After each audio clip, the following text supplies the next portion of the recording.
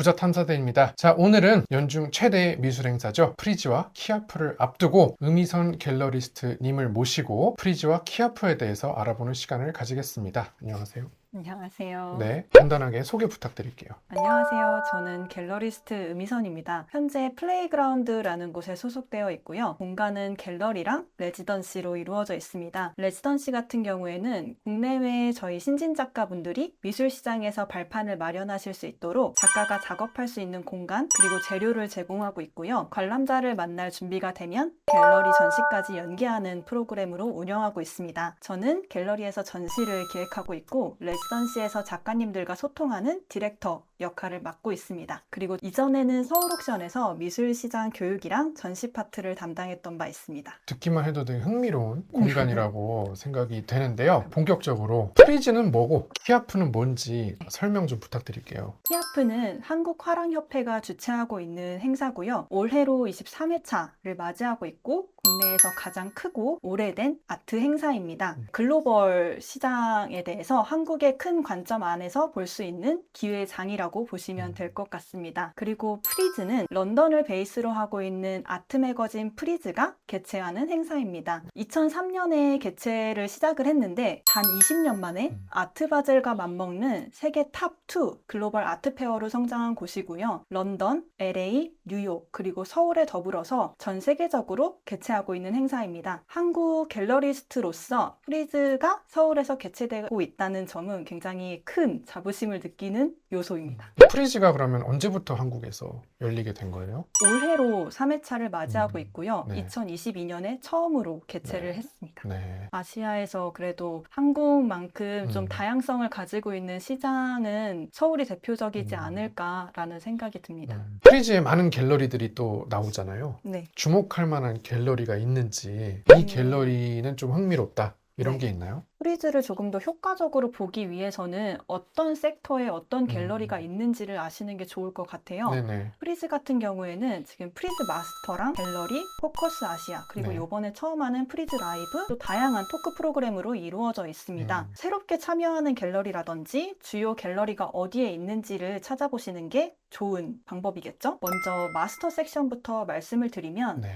미술사를 대표하는 거장부터 20세기 후반을 대표하는 아티스트들을 선보이는 갤러리들이 참여를 하는데요. 네. 한국에서는 갤러리 신라가 올해 프리즈 마스터로 프리즈 서울에 입성하게 됩니다. 네. 그리고 저는 개인적으로 미국 최고의 아트 딜러이자 또 갤러리스트인 레오 카스텔리가 오픈한 카스텔리 갤러리를 추천드리고 싶습니다. 네. 연속해서 말씀을 드리면 네네. 갤러리 섹터는 꼭 보셔야 되는 건데 네. 프리즈에 가시게 되면 한국의 공간을 갖지 않고 있는 메가 갤러리는 꼭 보셔라 라고 말씀을 드리는데요. 글로벌 관점에서 그 갤러리들이 어떤 방향성을 가지고 미술시장에서 작품을 선보이고 있는지 엿볼 수 있는 기회가 되겠죠. 저 같은 경우에는 가고시안이랑 데이비드 즈위너, 하우저 앤 워스, 멘데스 우드 DM과 같은 메가 갤러리는 꼭 둘러보고요. 그리고 추가적으로 이번에 프리슈티나라는 곳에서 갤러리가 2015년에 오픈을 했는데 유럽 미술관 협회에서 혁신 창의성 상을 수상한 람다라는 갤러리가 프리즈 서울에 처음 온다고 합니다. 과연 프리즈 서울에서는 어떤 작품을 선보일지 기대하고 있는 갤러리 중 하나입니다. 그러니까 이제 서울에 다 없는 것들이네요, 보니까. 맞아요. 이 기회가 아니면은 트렌드를 이렇게 파악을 하기 위해서는 그런 곳을 가라. 네. 네. 가고시안은 빼놓을 수가 없는데요. 네. 우리나라가 네. 1조 원 시장을 돌파했던 적이 네네. 있죠. 가고시안만 연간 매출이 1조 원이 넘습니다. 그렇기 때문에 네. 가고시안을 빼놓고 미술 시장을 얘기하는 거는 알맹이가 없는 네네. 얘기가 아닐까라는 생각이 들어서 네. 꼭 챙겨보고 있고요. 마지막으로 포커스 아시아 부분에서 말씀을 드리면 2012년 이후에 설립된 아시아를 주요 지점으로 하는 갤러리들이 모여있는 곳이고 그 지역에서 유망한 작가들을 선보이는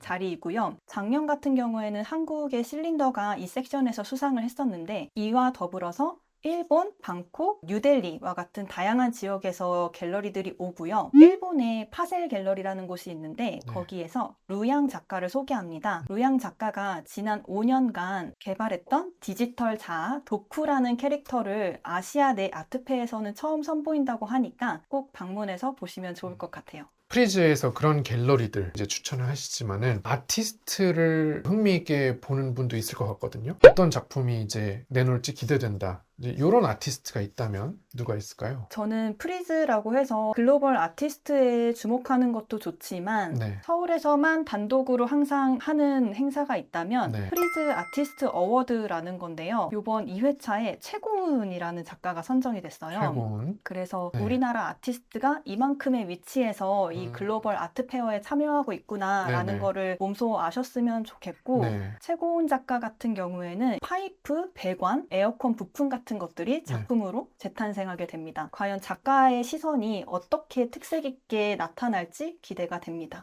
굉장히 국뽕이 차오를 수 있는 뭐 그런 그쵸. 건가요? 작년부터 이렇게 크게 네. 느끼고 있습니다. 네. 잠깐만요. 광고 보고 가겠습니다. 부자탐사대 구독자 여러분, 혹시 3년 넘게 같은 통신사의 인터넷을 쓰고 계신가요? 바꾸기 귀찮아서 그냥 쓰던 걸 계속 쓰고 계셨다면 손해보고 계신 겁니다. 오늘 소개해드릴 곳은 비교원인데요. 비교원은 인터넷, 유심, 휴대폰 판매까지 가능한 종합통신 기업입니다. 통신 3사와 정식 계약한 직영 대리점인데요. 인터넷 TV 가입 시 최대 47만원 현금 혜택을 주고요. 정수기 렌탈은 최대 30만원 혜택을 받으실 수가 있습니다. 이게 다가 아닙니다. 유심까지 변경하면 최대 30만원 추가 혜택이 있다고 합니다. 365일 실시간 상담 서비스를 제공하고 13년 경력의 전문가가 맞춤 상담을 제공한다고 하니 믿을 수 있겠죠? 59만 명의 가입자를 보유하고 지금까지 지급한 현금과 사은품이 980억 원이 넘는다고 하니 더욱 믿음이 갑니다. 인터넷 바꿀 때 되신 분들은 지금 1670-2521로 전화하시거나 네이버에 인터넷 비교원 검색하시고 3초 만에 견적 비교해보세요. 지금 무제한 5만 원 이벤트도 진행 중입니다. 인터넷 비교원. 서경석도 인터넷 가입을 원할 땐 비교원.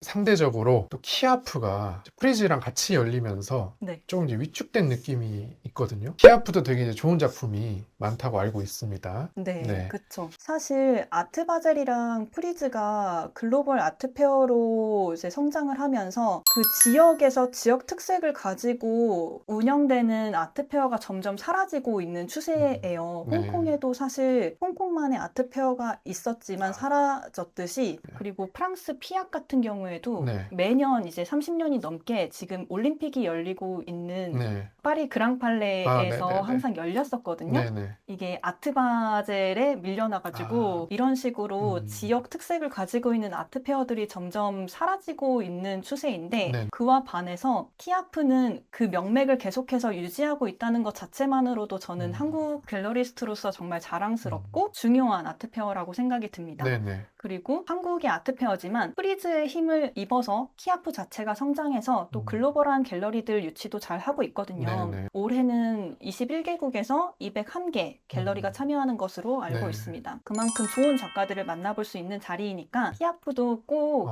눈여겨보시면 좋을 것 같아요. 네. 그리고 키아프 주목할 만한 작가에 대해서 말씀을 드리면 네네. 매년 키아프에서 하이라이트 작가들을 발표를 하는데요. 네네. 지금 기준으로 세미파이널 작가들이 총 10명이 선정이 됐습니다. 네. 원래는 20명을 선정을 했었는데 올해부터 10명으로 선정을 하면서 네. 조금 더 주목할 만한 작가들이 각광받을 수 있도록 네네. 노력하는 부분이 아닌가라는 생각이 들고요. 9월 4일 기준으로 파이널 아티스트들을 3명을 선정을 하거든요. 네. 그래서 그것도 한번 기다려 봐주시면 좋을 것 같아요. 모든 작가들이 정말 좋은 작가이지만 저는 개인적으로 서은미 작가님을 좋아합니다. 네네. 작업 자체만으로도 페인터리한 그 느낌이 네. 몰입감을 자아내는 힘을 가지고 있고 추상과 반추상 이 사이에서 되게 오묘하게 잘 드러나는 작업이어서 네. 제가 굉장히 좋아하는 작가입니다. 네. 그러면 이제 사실 아트페어에 가시는 분들은 콜렉터라든지 미술품을 투자를 하려는 분들 그런 분들이 아무래도 또 관심을 가질 것 같거든요.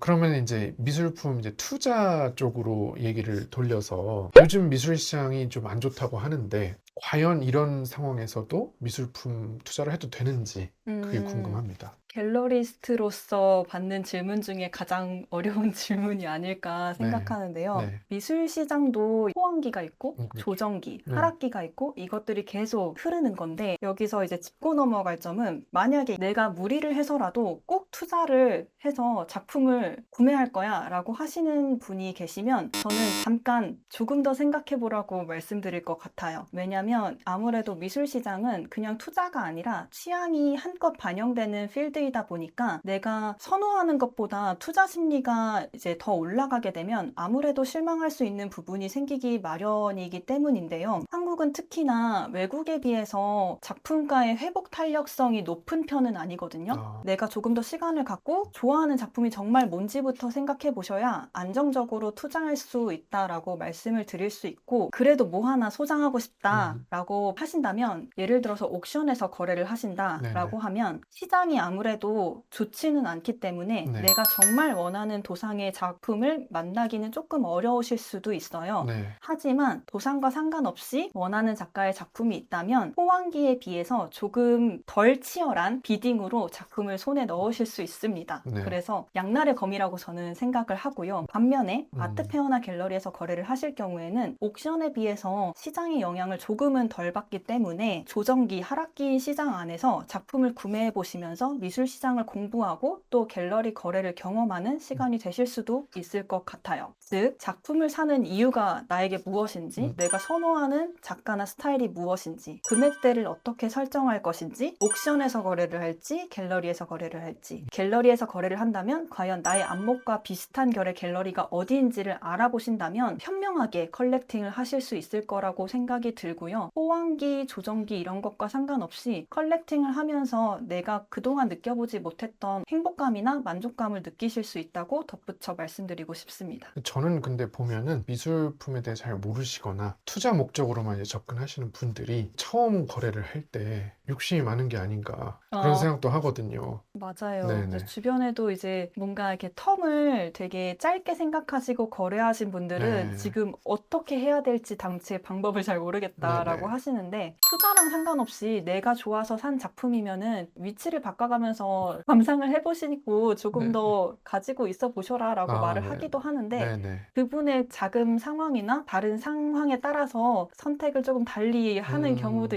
있습니다. 네. 그러면 이제 마지막으로 키아프나 프리즈에 가가지고 굉장히 마음에 드는 작가를 발견했다든지 내가 몰랐는데 이 작가 작품 정말 소장하고 싶다. 그러면 이제 그런 작품이 이제 생겼을 때 이거는 꼭 조심해라 할 게 있다면 어떤 게 있을까요? 두 가지로 나눠서 말씀을 드릴 수 있을 것 같아요. 먼저 옥션과 같은 2차 시장에서 작품을 응찰하고 구매할 때, 아트페어나 갤러리와 같은 1차 시장에서 작품을 구매할 때 네. 이렇게 두 가지로 나눠서 볼 수가 있을 것 같은데, 2차 시장에서 작품을 구매하신다라고 하셨을 때에는 응찰하시기 전에 실물을 꼭 확인을 하셔야 되고요. 작품가가 어느 정도 이상이다라고 하시면 현장에 가셔서 컨디션 리포트를 꼭 확인해 보시기 바랍니다. 네. 더불어서 프로비넌스를 보면 어떤 소장처에 있었는지를 알 수 있는데 왜 이 금액대에 거래가 되고 작품이 이 가치를 갖는 이유에 대해서 조금은 가늠을 해보실 수 있거든요. 또 한 가지 더 말씀을 드리면, 작품에 응찰을 하시기 전에 이 비슷한 작품의 이미지라든지 도상이라든지 크기라든지 이런 것들이 이전에는 어떤 금액에 낙찰이 되셨는지를 살펴보시거나, 아니면 좋아하는 작가가 있으시면 시간을 좀 두고 이 작가의 작품이 얼마만큼의 비딩이 들어오고 어떤 금액대에 낙찰이 되는지를 충분히 보신 이후에 추후에 응찰을 하시게 된다면 현명한 거래를 하실 수 있을 거라는 생각이 듭니다. 네네. 또 1차 시장에 대해서 설명을 드리면, 네. 가끔 갤러리나 아트페어에서 사는 것보다 작가한테 직접 컨택을 해서 네네. 사는 게 조금 더 저렴하게 살 수 있지 않냐, 조금 더 유대감이 생기지 않냐, 이런 말씀을 하시는데 네네. 굉장히 리스크가 클 수 있다라고 어. 말씀을 드리고 싶고, 네. 왜냐면은 특히 국외에서 거래를 하실 경우에는 물건이 안 온다거나 아. 그런 것들을 본인이 책임을 지셔야 되기 때문에 위험한 거래라고 말씀을 드리고 싶고, 작가 자체도 갤러리에서 거래를 하는 거를 조금 더 선호를 합니다. 아. 저도 그래서 고객분들한테 갤러리 통해서 구매를 하셔라, 꼭 네. 우리 갤러리가 아니어도 되니 네네. 원하는 갤러리의 결을 찾으시고 거기서 거래를 트셔라 라고 하는데, 그 이유가 작가가 네네. 계속 충실하게 작업을 할 수 있는 토대를 마련해 주시는 거고, 네. 갤러리도 작가의 1호 팬으로서 조금 더 프로모션에 잘 집중할 수 있는 생태계를 만들어 주시는 게 컬렉터분의 전문의 역할이기 때문에 컬렉터 입장에서 작가를 살펴볼 때 과연 이 작가가 어떤 이야기를 가지고 시각적으로 표현해내고 있는지, 그리고 시리즈가 달라질 때마다 어떤 줄기를 가지고 시리즈를 발전시키는지, 또 충실하게 작업에 임하고 있는지, 또 어떤 갤러리와 전시를 하고 있는지, 신진 작가 같은 경우에는 레지던시라든지 어떤 프로그램에 지원을 했었는지 같은 것들을 보시면 이 작가가 얼만큼 노력을 하고 있는지가 보이기 때문에 좋은 거래를 하실 수 있을 거라는 생각이 들고, 중견 작가 같은 경우에는 소장처라든지 아니면 전속이 어디 되어 있는지, 또 수상 이력은 어떻게 되는지 같은 것들도 보시면 많은 도움이 될 거라고 생각이 듭니다. 그래서 여러분들 또 이제 9월 4일부터 코엑스에서 프리즈와 키아프 하는데 다리 아프다고 하나만 보지 마시고 좀 쉬었다가 둘 다 보시고 많은 작품 감상하시면서 투자에 대한 안목도 넓혀가시면 좋겠습니다. 네, 오늘 나와서 좋은 얘기 해주셔서 감사합니다. 저희는 또 다음 시간에 다른 주제로 찾아오도록 하겠습니다. 감사합니다.